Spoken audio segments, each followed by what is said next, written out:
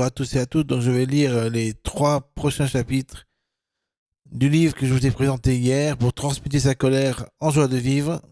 Donc là, je suis moins fatigué qu'hier. J'ai fait de la boxe et tout sur mon casque virtuel. Ça va un peu mieux. Donc, je vais vous lire le premier chapitre que j'ai un peu retravaillé. Et ensuite le deuxième, et ensuite le troisième. Et ensuite, la vidéo sera terminée. Alors, l'exemple des bébés.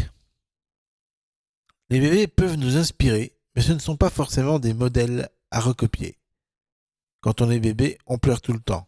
Et ça, c'est un bon point, car aussitôt qu'une colère ou une frustration arrive, le bébé l'a transmutée en pleurs. C'est pour ça que les bébés ne sont jamais vraiment en colère contre personne, ils s'expriment juste par les pleurs. C'est pour ça qu'il n'existe pas de bébés rancuniers, de bébés qui font des crises hystériques ou de bébés schizophrènes. Et je n'ai encore personnellement jamais vu de bébé défoncer une vitre parce qu'il était frustré de ne pas avoir eu à manger il y a 1 heure. Les bébés sont donc des modèles de joie même s'ils pleurent tout le temps. On peut dire qu'ils sont intérieurement zen et extérieurement pleurnichards. Pourquoi cette joie intérieure constante? Car ils se vident de leur agressivité en permanence par les pleurs qu'ils expriment, à la manière d'une soupape qui évacue ses frustrations. Et comme leurs pleurs n'ont rien de néfaste si ce n'est leur niveau sonore en décibels, il n'y a donc jamais de danger avec les bébés concernant leur intensité de colère éventuelle. Voilà. Deuxièmement, l'exemple de la petite enfance.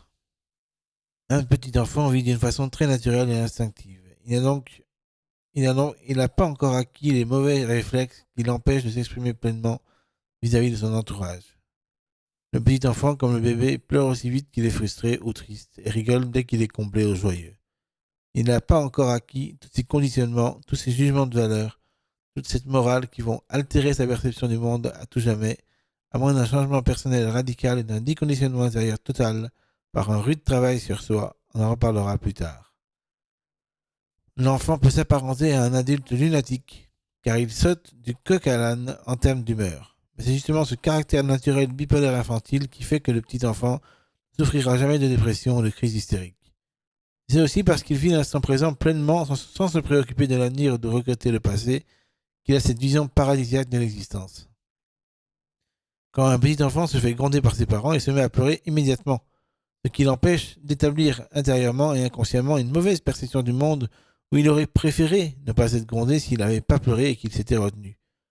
Bien sûr, un petit enfant ne sait pas faire cela pour son plus grand avantage et le plus grand bonheur de son entourage. Donc, à moins d'un petit enfant très mûr qui saurait déjà réprimer ses émotions pour faire bonne figure, quasiment aucun petit enfant ne peut piquer une crise hystérique ou tomber dans une forte dépression. Chapitre 3. Les problèmes de l'enfance. L'enfant qui commence à avoir l'âge de raison se trouve face à une grande difficulté, la répression de ses émotions. En effet, la société lui apprend à réprimer ses émotions pour paraître plus fort, plus digne, plus masculin, plus macho s'il est un garçon ou que sais-je encore. L'enfant qui avait vécu jusque-là une très belle cuisson, épanouissement, à la cocotte minute, avec des expulsions de vapeur d'eau de temps en temps, vidant ses émotions via sa soupape, ses pleurs, etc., commence progressivement à empêcher ses émotions de s'exprimer en bouchant sa soupape de temps en temps. Cela donne donc lieu à des déprimes passagères et des petites crises hystériques. Et de plus en plus d'enfants sont victimes chaque jour dans le monde. En effet, ces derniers ne supportent plus cette transition, ce décalage entre leur paradis de bébé et de petite enfance au monde plus hostile de l'enfance, où ils ne peuvent plus exprimer leur grande peine ou leur grande joie sous peine d'être jugés par leurs parents ou par les enfants de leur école, ou même par leurs propres professeurs qui se sont tous adaptés à ces sociétés du paraître, contrairement aux enfants qui ont gardé cette nostalgie de leur paradis d'autrefois. Si je pouvais retourner dans le passé pour donner des petits conseils à mon moi d'enfant, je dirais de ne rien refuser de ce qui est réel, même s'il est moins conforme à ses aspirations profondes. Je dirais non pas de se taire quand il a envie de pleurer ou de crier de joie, mais d'aller plutôt exprimer ses sentiments, ses joies et ses peines dans le sport ou l'art, afin de ne pas paraître fou aux yeux des gens dits normaux. Je lui apprendrais à canaliser son énergie au lieu de la réprimer, et je lui dirais que c'est normal et surtout très humain d'éprouver ce genre de grands sentiments de joie, de peine ou de colère. Je dirais même que c'est capital pour que son monde devienne un monde plus harmonieux et pacifique, que chacun ne soit plus jamais frustré et exprime son énergie de manière à ne frustrer personne de quoi que ce soit. Pour reprendre un auteur reconnu dans le monde spirituel et que j'aime beaucoup, Arnaud Desjardins, un vrai bonheur ne frustre personne de quoi que ce soit.